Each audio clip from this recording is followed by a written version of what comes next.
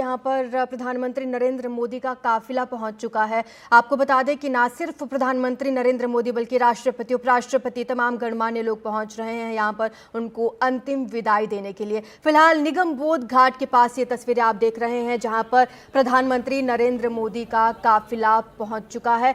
कुछ ही वक्त में पूर्व प्रधानमंत्री डॉक्टर मनमोहन सिंह को पंचतत्व में उनकी पार्थिव देह को विलीन किया जाएगा। यहाँ पर उनके परिवार के लोग मौजूद हैं और तमाम गणमान्य लोग भी पहुंच चुके हैं। गृह मंत्री अमित शाह भी पहुंचने वाले हैं। फिलहाल ये तस्वीरें आप देख रहे हैं, प्रधानमंत्री नरेंद्र मोदी यहाँ पर पहुंच चुके हैं। राष्ट्रपति द्रौपदी मुर्मू, उपराष्ट्रपति जगदीप धनखड़ भी यहाँ पर पहुंचेंगे और उन्हें अंतिम विदाई देंगे। कुछ ही देर में ये लास्ट राइट्स उनके किए जाएंगे। तीनों सेना के जवानों ने उन्हें सलामी दी है। पूरे राजकीय सम्मान के साथ उन्हें अंतिम विदाई दी जा रही है।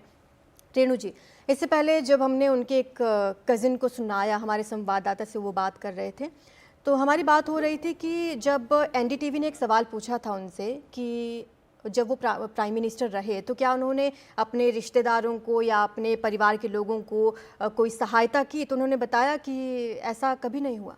हाँ, क्योंकि वो इसी का वो सेल्फ मेड मैन थे। मेरे को लगता है कि वो जो loaves and fishes of office हैं जिसको कहते हैं कि वो उनको कभी ना अट्रैक्ट किए और उनको लगा कि वो अपने रिश्तेदारों के लिए भी उसको यूज़ नहीं किया।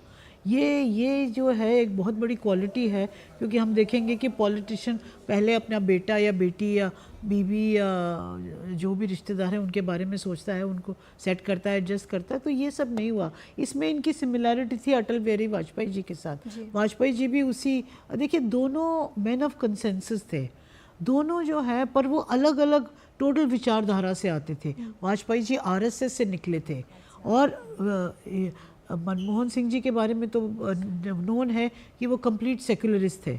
तो उनका एक दोनों का अलग आइडियोलॉजी थी। पर आप देखिए वाजपेयी जी कितने सुधरे हुए व्यक्ति थे कि जब गुजरात में राइट्स वगैरह हुए तो उन्होंने कहा कि नरेंद्र मोदी को कि आप अपना राजधर्म निभाइए। तो ये एक वही आदमी कह सकता है जिसको अपनी प्रायोरिटीज़ का हुआ है कि भले ही सेम आइडियोलॉजी से निकले हों, पर एक पर्सपेक्टिव होता है, एक देखने का तरीका होता है कि देश के इंटरेस्ट में क्या है। इसमें जो है मनमोहन सिंह जी भी इसी कैटेगरी के थे, तो इसलिए दोनों का रिलेशनशिप भी बहुत अच्छा था, मिलते मिलते थे और एक अच्छा इनमें तालमेल था। तो ये एक पॉलिटिक्स का दौर था जो पता नहीं लगता है मुझे कभी वापस आएगा नहीं। और जिस तरह से दोनों का जो स्वभाव था, जो अब मतलब हमने तो कांग्रेस में कभी वाजपेयी जी के खिलाफ कुछ सुना ही नहीं जी। कांग्रेस के जो बड़े लीडर्स उस टाइम होते थे वो हमेशा तारीफ ही करते थे वाजपेयी जी की, जो आज के पॉलिटिक्स में बड़ा डिफ़िकल्ट है कि ऐसा हो भी सकता है। तो ये बहुत पुरानी बात नहीं है। तो फिर देखेंगे कि कैसे कितनी जल्दी पॉलिटिक्स बदल गया है। ये तो रही इन हाउस पॉलिटिक्स की बात। हाँ। लेकिन अरविंद जी, उनकी विदेश नीति क्या थी? बाकी देशों के साथ उनके क्या संबंध रहे हैं जब वो प्राइम मिनिस्टर रहे?